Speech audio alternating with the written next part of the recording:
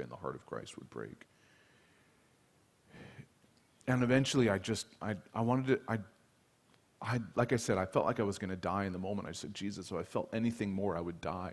I just want to try and communicate this to my friend. And the moment starts to abate a little bit, and I tried to choke out through sobs and tears what I was feeling. Must have looked, I can't even think about this, but it must have looked really odd, like watching me. Everybody else was pretty normal in the room, but I was a mess. You think about the woman who washed the feet of Jesus. You've got these Pharisees watching her and going, what the? And Simon even says it. Jesus knew who this was. He'd totally reject her, right? As if prophetic revelation was intended to show you who to reject. Sometimes we think that, though. So if this man were a prophet, that's what Simon says. If this man were a prophet, he would not let her do that. And so I tried to choke out what I was feeling, sensing, what I was seeing, that kind of stuff, what was going on, and it just felt like I just couldn't convey it. And, anyway, the moment recedes, time passes, and the next couple of weeks I'm thinking about this moment that happened, and I'm really struggling with it because I'm going, my analytical side of my brain, it's not a rational moment for me, right? But my rational side tries to unpack it, and I'm going, okay, that's one person. There's 7 billion people on the face of the earth. So let's just assume that of those 7 billion, we know statistics would say there's like 2 billion Christians, something like that. So let's just say all 2 billion of those Christians are perfectly pleasing to God. Okay, all of you are perfectly pleasing to God in everything that you've ever done. Let's just assume that, okay? Yeah, it's a good assumption, right? That means that there's 5 billion people that are not, that have turned their heart away from him. And so I'm going, okay, we've got one person who causes this much grief to the heart of God. Amplify that times 5 billion. And then amplify that times all of the people in human history that never turned their heart to God. And so we've got however many now that is. I didn't run the specific numbers. And I'm going, God, why do you do this? Why would you subject yourself to that kind of torture? And as I was wrestling with it, I was just, the only two answers I could come up with were, okay, you're either masochistic and you really like it, because this is like 25-year-old Josh, You're either masochistic and you really like it, or you're just kind of dumb. That was my, just being honest here, right? You're either masochistic or dumb. I can't figure out why you would do this. Why would you subject yourself to that kind of pain? The grief of your heart like that. And so as time progresses and I'm not finding any answer to this, I was really impacted by this. I was so emotionally raw afterwards for weeks and weeks and weeks afterwards, just trying to process this deeply formative, impactful moment in my life. And I went to this meeting, this revival meeting type thing in California, and I don't remember what the guy talked about or anything. I just remember they offered to pray for people at the end, and I thought I like prayer, so I'm going to go get prayed for. And so I remember as I was walking down to the place where people were praying, it was like with each step I was going back into that experience. I could start to feel that grief again. And I start to see this image play out, this picture play out again. And I'm back, and it wasn't quite as intense. I didn't just kind of involuntarily lose control of sobbing and all that, but the tears are starting to flow again. I'm feeling this grief. I'm seeing the picture, and I'm watching Jesus cry out, and I'm seeing the person turn away. But all of a sudden I realize the picture is different because I'm the person turning away. And he's calling out my name, not John anymore. He's calling out Josh. Joshua, Joshua, Joshua, would you turn to me?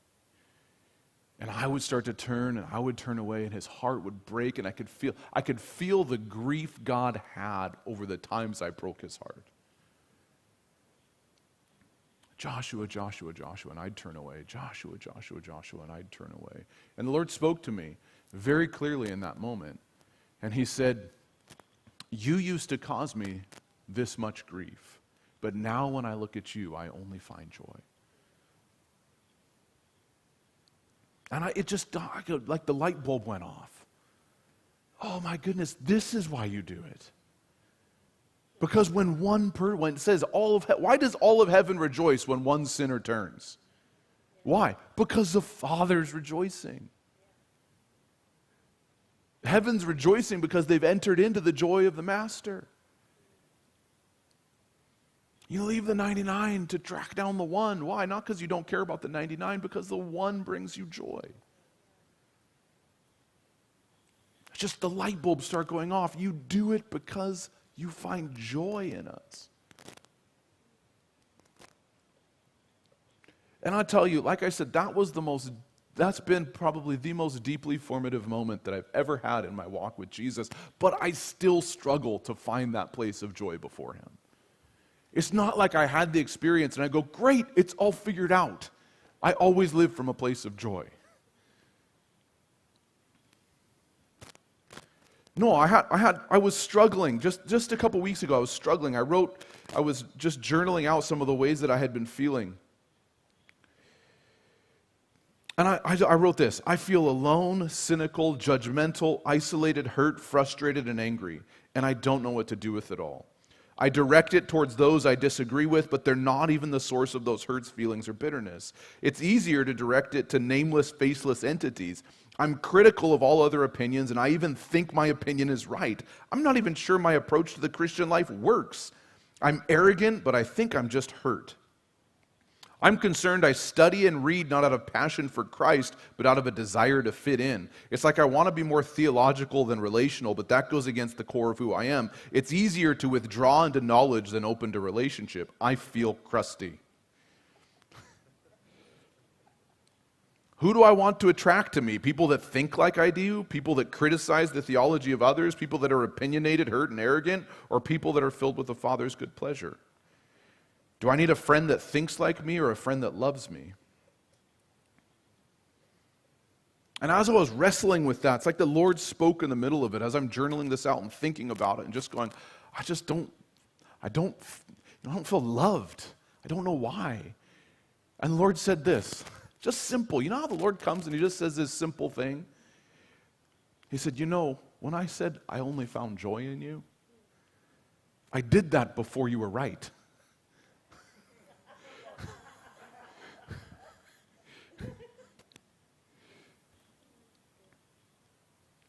It's just, again, the waves of it wash over me. He didn't find joy in me because I had it all put together. All of heaven rejoices. Like one sinner turns, right? That sinner's still got problems.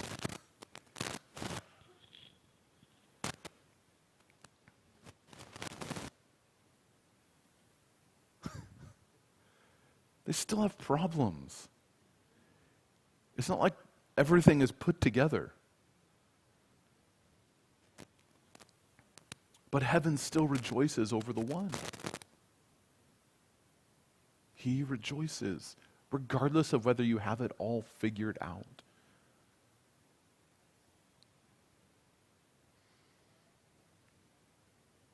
Because He finds joy in you. It's who He is. It's the result of who He is.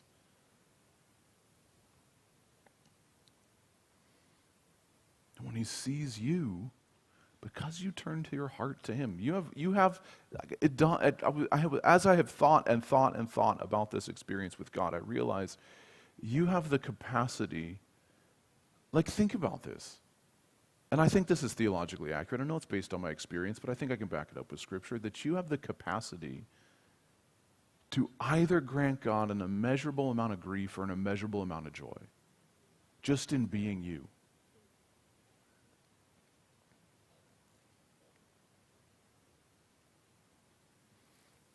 Entering into the joy, like Jesus talks about it, enter into the joy of your Master. When His joy is revealed to me, I can't help.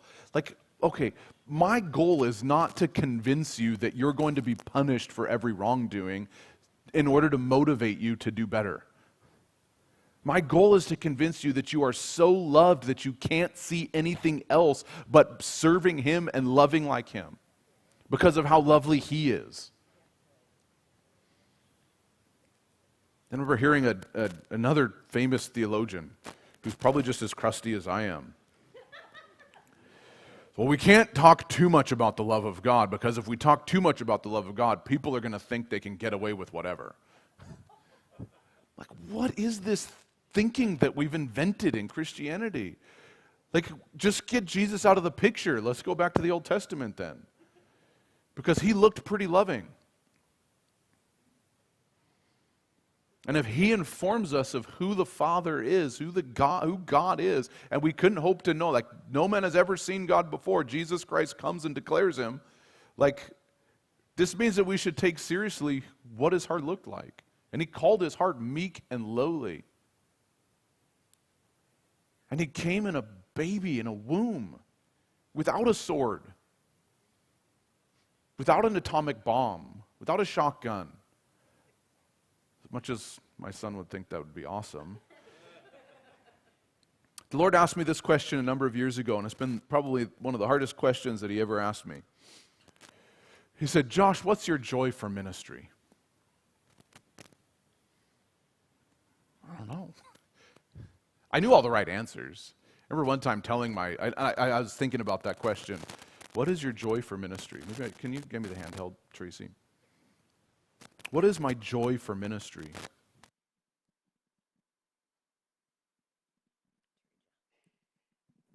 It's just this manly beard. I can't help it.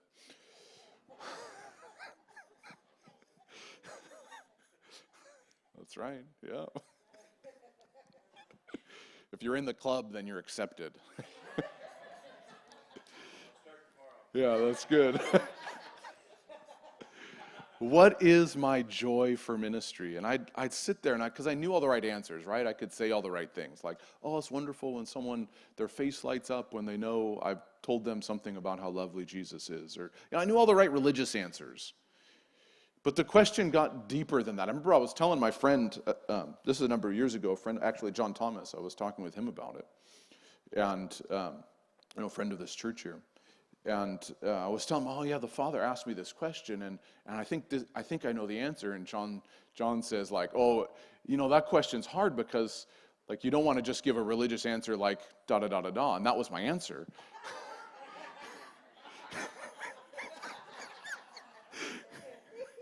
Dang it.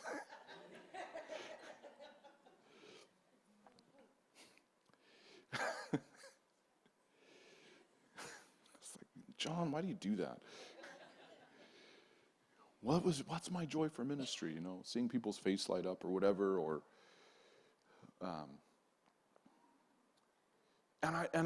as I started thinking about that question more and more, it was about a year ago where I realized that it was the wrong question, and that was the reason God asked the question, because I compartmentalized my life. Like, here's my fatherhood over here, here's my husbanding over here, here's my ministry over here, right? Here's my work over here. And so what's my joy for work? And I realized it made me think, no, what I do is the outflow of who I am.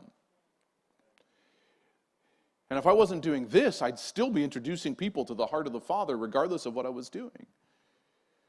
So the question's not what's my joy for ministry, what's my joy for life? Who am I, and what do I live for?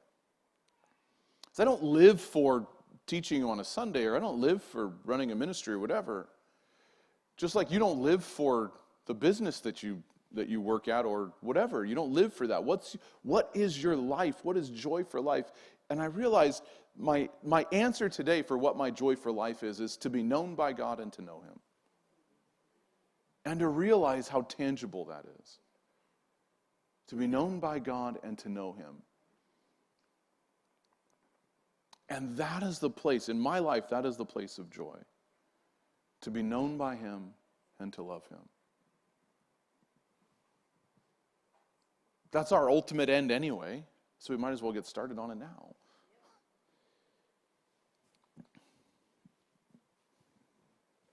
Heather, maybe you can come up. Just, this tenderness that's here this morning, this opening to his presence.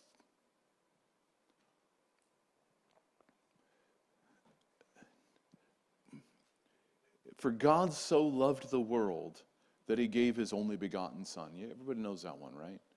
That whosoever would believe shouldn't perish but would have eternal life. He didn't. The world was a mess when he came. It's still a mess, but it was really a mess.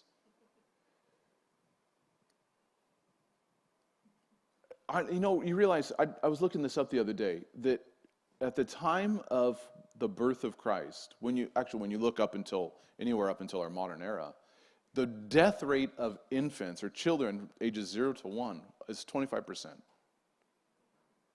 Like Jesus came in that. That's not safe. That's not like you have a birthing ward and they've got all the science figured out. Okay, great, now Jesus can come. And the death rate of an infant now is like 4% or less. And so, it's safer for him to come now, so he should come then.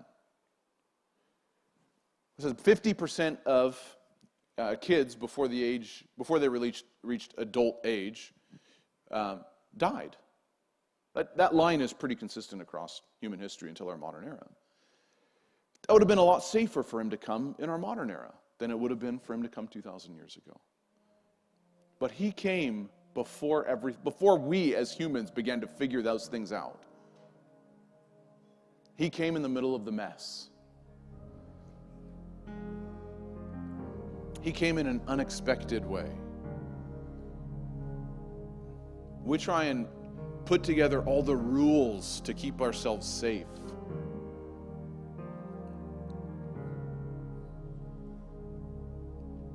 But he comes right in the middle of it all.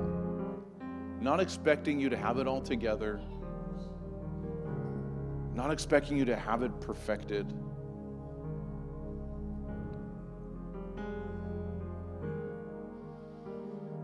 Not expecting that, you've checked all the right religious boxes. But he comes before you've figured anything out. And he begins to reveal himself because he's the God that wants to be known. Emmanuel, God with us in the Advent season. The consideration we have is that when he came, the world did not deserve him. And he comes to you, and you don't deserve him. But he doesn't determine his coming based on your worthiness. It's based on him and his goodness. This is who I am, and I want you to know me.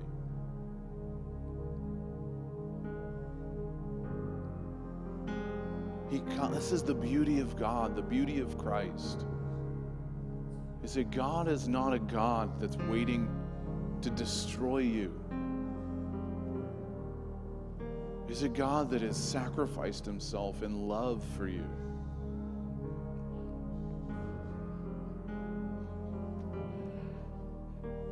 Subjected himself to think about the real likely possibility, 1 in 4 possibility that he could have died as an infant. Obviously he knows he's not going to, but I'm telling you, that was not safe. The world was a dark place. And it didn't negate his coming. Just like the darkness that you know is within you, the stuff that you go, well, he could never see that. The stuff that you go, well, he could never love me because of that. I've done too many things. I'm too neglectful. I'm too judgmental. I'm too arrogant. I'm too hateful, whatever. All of those things on full display, he still comes. And he shows us in the Advent that he comes in spite of it. And today he comes in spite of it. He longs to give you a vision of who he is so that you begin to become like him. That's the only place of life, is becoming like him.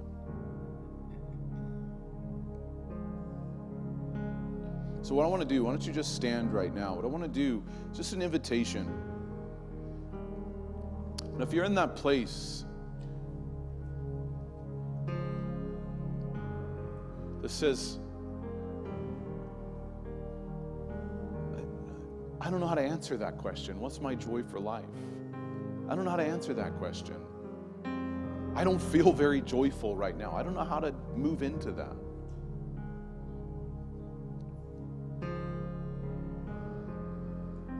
Or I don't deserve this. Or there's that part of you that's just been like, I can't let him there because he won't like what he sees. Just want to invite you to come up. Just come up. Just be with him.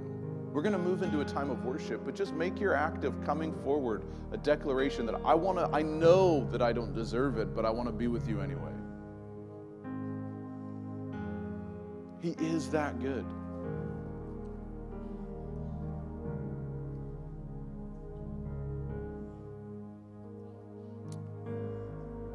So just come. Just come. As Heather leads us, just come. We'll have people here to pray for you. Just come.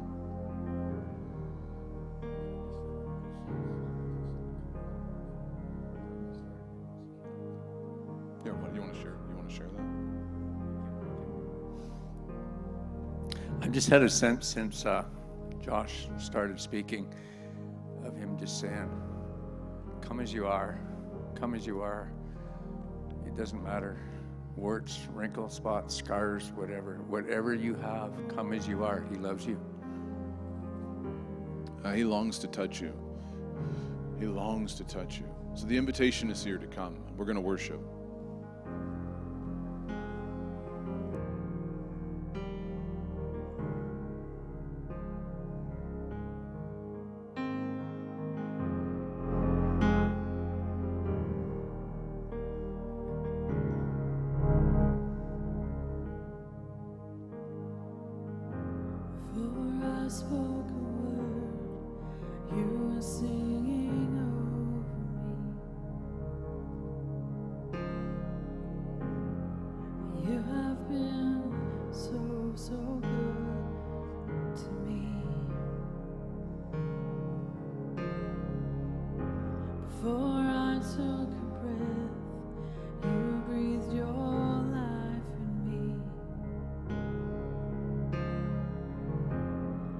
You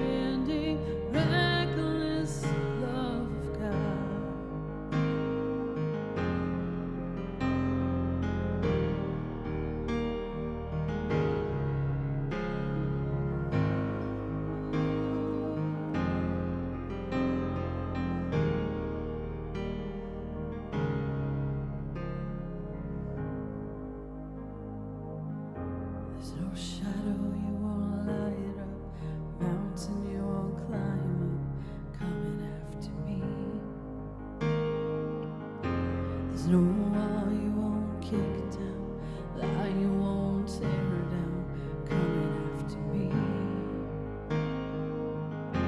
There's no shadow you